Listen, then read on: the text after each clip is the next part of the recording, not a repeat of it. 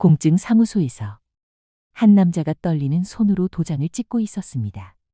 그 도장 하나로 집 세 채와 논밭 그리고 회사 지분까지 전 재산이 한순간에 다른 사람에게 넘어가고 있었습니다. 그 남자의 이름은 최민식. 서산과 당진 일대 농지 절반을 가지고 있다는 그 유명한 자산가였습니다. 그런데 이상했습니다. 그는 협박을 받은 것도 아니었습니다. 속은 것도 아니었습니다. 오히려 그가 먼저 그 땅을 사겠다고 매달렸습니다. 도대체 왜 그랬을까요? 그리고 더 놀라운 사실은 그 모든 일을 만든 사람이 32살의 막내딸 한 사람이었다는 것입니다. 충남 서산 내포 땅에서 벌어진 이야기. 파도처럼 결국 제자리로 돌아온 탐욕의 이야기. 지금 시작합니다. 아직 구독하지 않으신 분들은 영상 끝까지 보신 후 구독 버튼 한 번만 눌러주세요. 서해 바다는 늘 제자리로 돌아옵니다.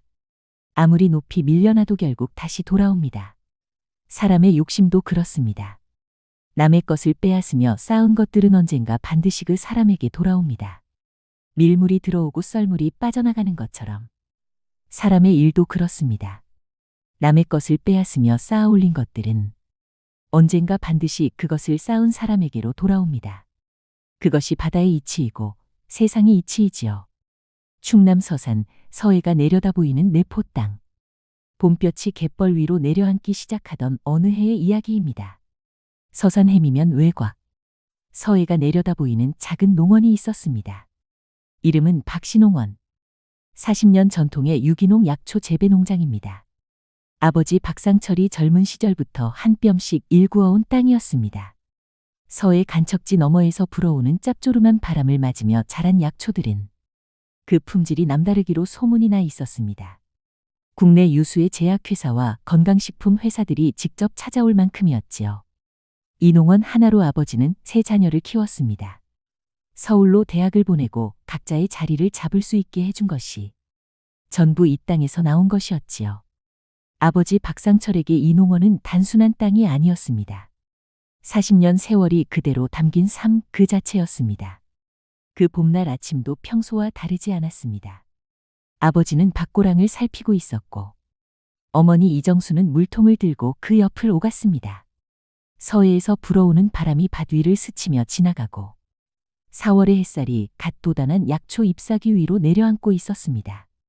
평화로운 아침이었습니다. 그때였습니다.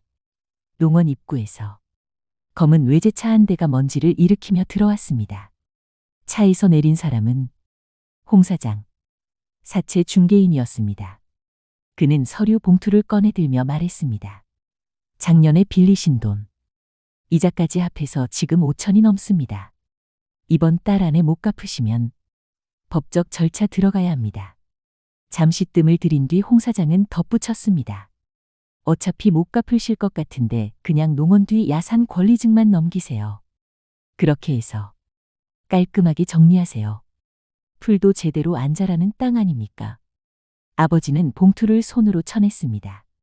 그 산은 조상 대대로 내려온 땅이야. 내 눈에 흙이 들어가기 전에는 못 넘긴다. 홍 사장은 여유로운 표정으로 떨어진 봉투를 집어들었습니다. 기한이 3일 남았습니다, 박 선생. 그리고 차를 타고 떠났습니다. 아버지는 그 자리에 한참 서 계셨습니다. 어머니가 다가와 손을 잡았지만 아무 말씀이 없으셨지요.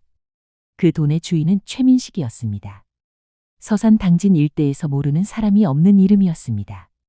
농지와 논밭 건물까지 엄청난 재산을 가진 자산가. 하지만 그의 방식은 단순했습니다. 가난하거나 급한 처지에 놓인 사람들에게 돈을 빌려주고 어마어마한 이자를 붙여받았지요. 처음에는 얼마 안 되는 것 같아 보이지만 이자가 이자를 낳으면서 어느 순간 원금보다 이자가 더 커져버렸습니다. 집이나 논밭을 내놓아야 하는 지경이 되고 나서야 사람들은 처음부터 빠져나올 수 없는 구조였다는 것을 알게 되었지요. 그런데 최민식에게는 남다른 점이 하나 더 있었습니다. 돈보다 더 집착하는 것. 바로 명당이었습니다. 외아들 내외가 결혼한 지 5년이 지나도 자식이 없자 최민식은 이것이 조상묘 자리 때문이라고 믿기 시작했습니다. 용하다는 풍수 컨설턴트가 있다면 전국 어디든 찾아갔고 명당이라는 말만 들으면 그것이 남의 땅이라도 어떻게든 손에 넣으려 했습니다. 그리고 이번에는 박신홍원 뒷산이었습니다. 박신홍원 뒤쪽 야산의 어느 패터가 명당이라는 말을 어딘가에서 들었고 그 땅을 손에 넣기 위해 사채를 빌미로 압박을 시작한 것이었지요. 그날 저녁 온 가족이 모였습니다. 오빠 박도연은 식탁에 앉아 양손으로 머리를 감싸 쥐었습니다. 내가 잘못했어. 작년에 가뭄이 길어지면서 수확이 반토막 났고 거기다 아버지 허리 수술까지 겹쳤어. 그때 급하게 2천만 원을 빌렸는데 3개월 만에 이자가 원금을 넘어버렸어. 갚으러 갔더니 이제는 땅 문서를 가져오라는 거야. 언니 박효우는 눈물을 훔쳤습니다. 어머니는 말없이 아버지 손을 꼭 쥐고 있었습니다. 아버지는 눈을 감은 채 아무 말도 하지 않으셨습니다. 이 집안에 아무도 길을 찾지 못하고 있었습니다. 그때였습니다. 현관문이 열렸습니다. 아무도 부르지 않았는데 박다은이었습니다. 셋째 딸 32살. 전직 대형 제약회사 연구원. 약초와 식물 성분 분석을 전공한 사람이었습니다. 다은은 아버지 앞에 무릎을 꿇고 앉아 손을 잡았습니다. 말 대신 그냥 잠시 그러고 있었습니다. 어머니가 곁에서 눈물을 훔쳤습니다. 이윽고 일어나 마당으로 나온 다은은 오빠에게 말했습니다. 오빠, 지금 중요한 건 누가 잘못했냐가 아니야. 지금 뭘 알고 뭘 모르는지가 중요해. 그리고 조용히 물었습니다. 최민식이라는 사람, 자세히 말해줘. 그날 밤 다은은 전춘복과 함께 읍내를 돌며 정보를 모았습니다. 전춘복은 시댁 식품회사의 고참 영업팀장. 세상 물정에 밝고 눈치가 빠르며 다은이 시키는 일이라면 무조건 믿고 따르는 사람이었습니다. 대형마트 앞 부동산 골목, 오래된 식당. 이웃 농가 사람들과 자연스럽게 이야기를 나누며 파악했습니다.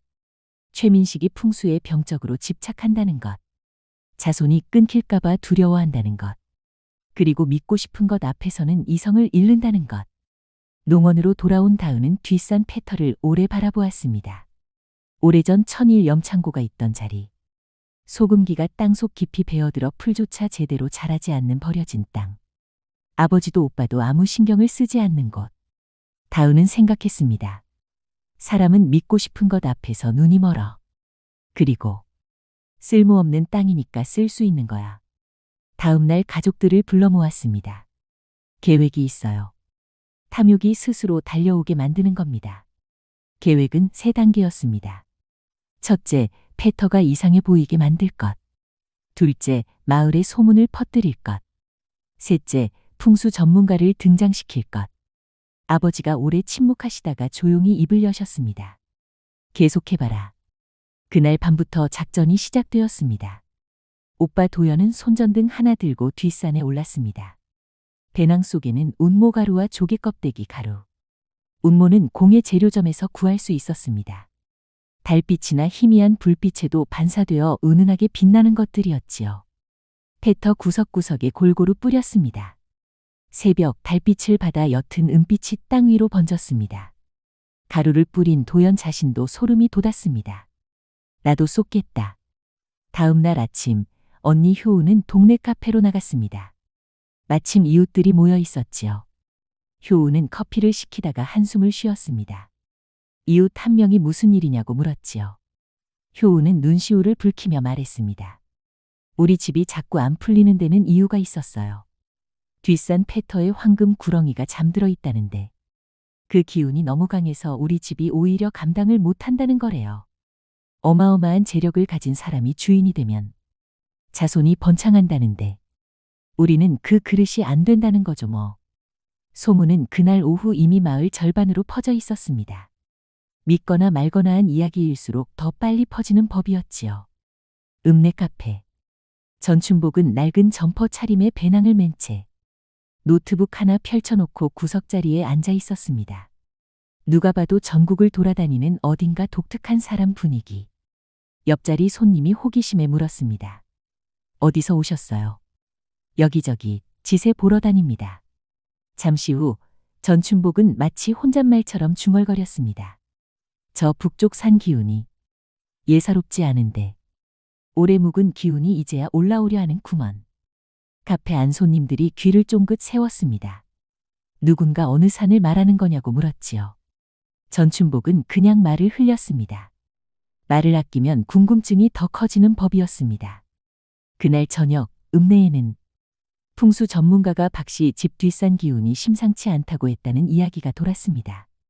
효운이 카페에서 뿌린 소문과 합쳐지며 더 크게 불어났지요. 이틀이 지났습니다. 전춘복이 카페를 나서려는 참에 홍 사장이 나타났습니다. 최민식이 보낸 자였습니다. 최민식 회장님께서 한번 뵙고 싶다고 하시는데요. 그러면 그렇지. 전춘복은 속으로는 쾌재를 불렀지만 내색하지 않고 뜸을 들이다가 대답했습니다. 바쁜 길이지만 잠깐은 만날 수 있겠지요. 최민식을 만난 자리에서 전춘복은 말수를 극도로 아꼈습니다. 지나오다 봤습니다. 오래 잠들어 있던 기운이 이제 땅 위로 솟으려는 기색이 보이더군요. 최민식의 눈이 반짝였습니다. 하나 문제가 있어요. 지금 이 기운이 절정에 있습니다. 절정을 지나면 식어버려요. 그러면 아무 소용없지요. 언제까지요? 보름. 그 안에 이 땅의 주인이 되어 조상을 모셔야 기운을 품을 수 있어요. 최민식의 얼굴이 달아올랐습니다. 그때 전춘복이 뜸을 들이다가 마지못해 털어놓는 것처럼 덧붙였습니다. 사실은 당진 김진태 씨가 이 산 소문 듣고 저를 먼저 찾아왔었거든요. 너무 지체한 것 같아서 이제 그만 가봐야겠습니다. 김진태. 지역 최고 경쟁자. 그 이름이 비수처럼 박혔습니다. 자신이 탐내는 것을 남도 탐낸다는 것. 그것이 사람의 욕심에 불을 지피는 가장 확실한 방법이었습니다. 최민식은 그 자리에서 두꺼운 봉투를 꺼냈습니다. 전춘복은 봉투를 재킷 안에 넣으며 일어섰습니다. 박씨 집 쪽과 이야기하시면 되겠네요. 나는 그저 기운만 보는 사람이요. 파도가 높아지고 있었습니다. 예상대로였습니다. 다음 날 오전 최민식이 나타났습니다. 이번에는 부하 직원 한 명만 데리고 왔습니다. 위세를 부리러 온 것이 아니라 협상하러 온 것이었습니다. 다은은 그 차이를 놓치지 않았습니다. 최민식은 목소리를 낮추었습니다. 뒷산 그 땅 팔 생각 없소. 다은은 고개를 저었습니다. 그 땅은 못 팝니다. 아버지가 절대 안 된다고 하시거든요. 값은 후하게 쳐드리겠소. 돈이 문제가 아니에요. 빚 문서 파기. 고개를 저었습니다. 집 한 채. 고개를 저었습니다. 논 5 맞이기. 고개를 저었습니다. 거절당할수록 그 땅이 더 가지고 싶어지는 것이었습니다. 탐욕이란 그런 것입니다. 손에 넣기 어려울수록 더 크게 보이는 법이지요. 결국 최민식이 말했습니다. 내 전 재산을 걸겠소. 집 3채. 서산 당진 논밭 전체. 회사 지분 30%. 다은은 속으로 숨을 들이켰습니다. 예상보다 훨씬 큰 제안이었습니다. 하지만 얼굴에는 아무것도 내비치지 않았습니다. 잠시 침묵이 흐르자 최민식이 그 침묵을 못 견디고 먼저 말을 꺼냈습니다. 어떻소? 이 정도면 조상님도 이해하실 것 아니겠소. 다은은 천천히 마지못한 듯 입을 열었습니다. 법무사 사무실에서 계약서를 쓰고 공증 사무소에서 공증인 앞에 정식으로 공증서를 작성해야 합니다. 그래야 저도 가족들을 설득할 수 있어요. 최민식은 바로 고개를 끄덕였습니다. 자신이 함정 위에 서 있다는 것을 전혀 눈치채지 못한 채 법무사 사무실에서 만나 계약서를 작성하고 공증 사무소에 갔습니다. 공증인이 계약서를 낭독했습니다. 박씨 집 뒷산 야산 토지 최민식에게 빚 문서 전부 파기, 집 3채, 논밭 전체, 회사 지분 30% 박씨에게로 소유권을 넘기기로 한다. 계약서 어디에도 명당이라는 단어는 없었습니다. 황금 구렁이도 기운도 자손 번창도 없었습니다. 오직 부동산 거래 조건만 적혀 있었지요. 최민식은 한 줄씩 꼼꼼히 확인했습니다. 자신이 제안한 내용이 빠짐없이 들어 있었습니다. 그래서 더 확신했습니다. 흡족한 표정으로 도장을 찍었습니다. 다은도 아버지한테 도장을 찍으시라고 했습니다. 손에 힘이 들어가지 않도록 조심스럽게 하시라고. 그렇게 공증된 계약서를 서로 나눠가지고 공증 사무소 마당에서 각자의 길로 흩어졌습니다. 최민식의 발걸음은 빠르고 가벼웠습니다. 다은의 걸음은 느리고 조용했습니다. 옆에서 오빠 도연이 물었습니다. 이제 끝난 거야? 다은은 품 안의 문서를 손으로 한번 다독이며 대답했습니다. 이제부터는 최 회장이 스스로 끝낼 거야. 파도가 돌아오기 시작했습니다. 다음 날 새벽, 뒷산에서 소리가 들려왔습니다. 굴착기 3대, 인부 10명. 최민식이 인부들을 대거 투입해 땅을 파기 시작한 것이었습니다. 땅은 하루 만에 뒤집혔습니다. 다은은 마루에 앉아 커피를 마셨습니다. 오빠 도연이 초조하게 마당을 서성였습니다. 다은아, 저렇게 파다가 아무것도 없으면 우리한테 뭐라고 하지 않을까? 파면 팔수록 진실이 드러나는 거야. 우리는 기다리면 돼. 오전이 지나고 정오가 됐을 때 갑자기 뒷산이 조용해졌습니다. 잠시 후 마을에 소문이 돌았습니다. 최 회장이 뒷산 다 뒤집어 놨는데 나온 게 오래된 소금 창고 잔재랑 죽은 나무뿌리뿐이래. 그렇습니다. 그 패턴은 내포 지역 천일염 창고가 있던 자리였습니다. 수십 년간 소금을 쌓아두던 곳이라 소금기가 땅속 깊이 배어들어 풀 한 폭이 제대로 자라지 않는 이유가 거기 있었습니다. 명당은 없었습니다. 그날 오후 최민식이 농원으로 달려왔습니다. 얼굴이 흑빛이었습니다. 눈이 충혈되어 있었고 목소리가 갈라져 있었습니다.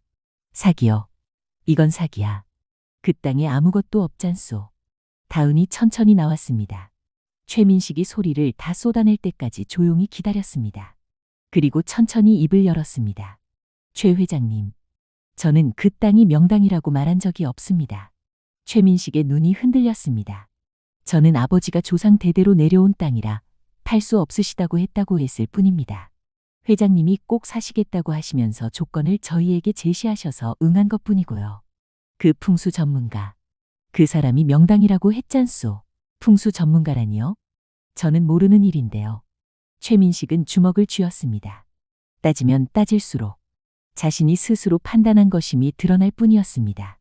계약서 어디에도 법적으로 다툴 근거가 없었습니다. 공증인 앞에서 확인하고 직접 도장을 찍은 것은 자신이었으니까요.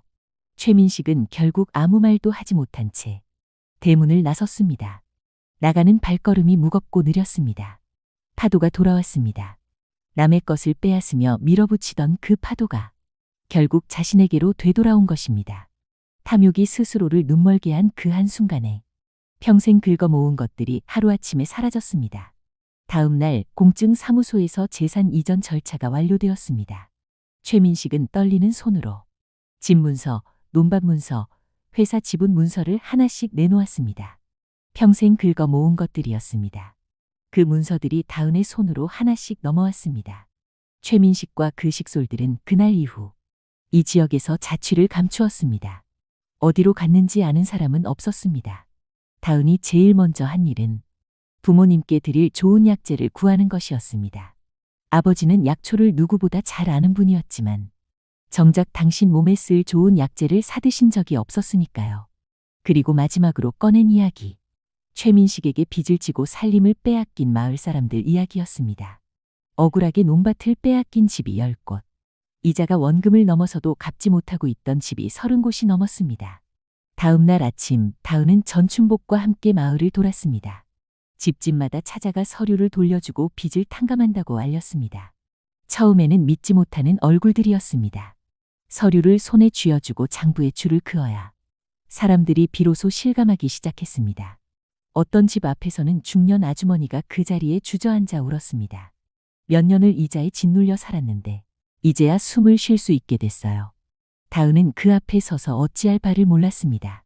위로의 말도 대단한 말도 생각나지 않았습니다. 그냥 그 자리에 조용히 있었습니다. 그날 저녁, 박씨 농원마당에 오랜만에 온 가족이 모였습니다. 어머니가 직접 음식을 차리고 효은이 전을 부치고 도연은 막걸리를 꺼내왔습니다. 저 멀리 서해 수평선 위로 노을이 번지고 있었습니다. 아버지 박상철이 마당 평상에 앉아 식구들을 바라보았습니다. 얼굴에 오랫동안 없었던 빛이 돌았습니다. 아버지가 다은을 불렀습니다. 다은이 아버지 앞에 앉았습니다. 아버지가 천천히 입을 여셨습니다. 우리 집이 진짜 명당이었구나. 바로 너 같은 현명한 아이를 태어나게 했으니. 어머니가 고개를 끄덕이며 눈가를 훔쳤습니다. 효은이 끼어들었습니다. 맞아. 복덩이 막내딸. 도연이 막걸리 잔을 들며 웃었습니다. 마당에 웃음이 번졌습니다. 오랫동안 잊고 있던 웃음이었습니다. 다은은 그 웃음 속에서 저녁 햇살이 마당으로 기울어드는 것을 바라보았습니다. 가족이 함께 웃는 이 자리가 진짜 명당이지. 서해 바다는 늘 제자리로 돌아옵니다. 최민식의 탐욕이 만들어낸 파도는 결국 그 자신에게로 되돌아왔습니다.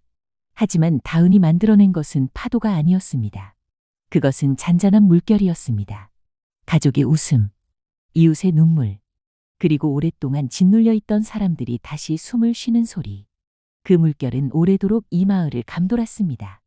욕심이 이성을 앞서는 순간, 사람은 스스로 길을 잃습니다. 그리고 가족이 함께 있는 자리가 세상에서 가장 귀한 명당입니다. 그 오래된 진리는 조선시대에도, 지금 이 시대에도, 그리고 앞으로도 변하지 않을 것입니다. 탐욕도, 선의도, 언젠가는 그 출발점으로 돌아옵니다. 서해 파도가 늘 제자리로 돌아오듯이 말이죠. 오늘 이야기가 마음에 드셨다면 구독과 좋아요 그리고 알림 설정까지 부탁드립니다. 여러분의 구독 하나하나가 다음 이야기를 만드는 힘이 됩니다.